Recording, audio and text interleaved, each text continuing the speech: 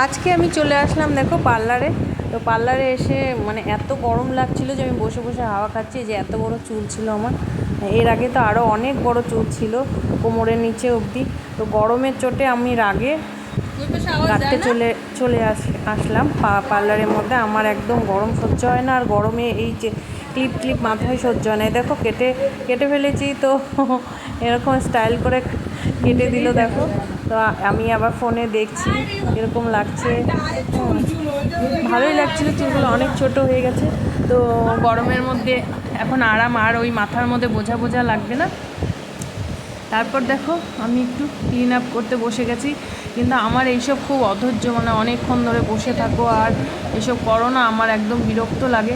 তাই আমি ওকে বলছিলাম একটু তাড়াতাড়ি করে দাও। হ্যাঁ, আমার বেশিক্ষণ মানে এরকম বসে শুয়ে থাকতে একদম ভালো লাগে না, পারি না। তারপরেও বলছে দাঁড়াও, হয়ে গেছে বলে যাচ্ছে, আর আমি ওর সাথে গল্প করে যাচ্ছি। দেখো কিছুক্ষণের মধ্যে হয়ে গেল। তারপর আমি হয়ে যাওয়ার পরে এই যে কখন উঠবো, দেখো উঠে শান্তি। তো উঠে গিয়ে আমি বাইরে চলে এসে মিষ্টি খেতে ভালোবাসি, তো একটু মিষ্টি নিয়েছিলাম, নিয়ে খাচ্ছি। আর গরমের মধ্যে ভাবলাম একটু মিষ্টি খেয়ে নিই, তারপর ফ্রিজের একটু ঠান্ডা ঠান্ডা জল খাবো। আর এই মিষ্টির দোকানে না অনেক ফেমাস মিষ্টি, খুব স্বাদের হয়, খুব ভালো হয়।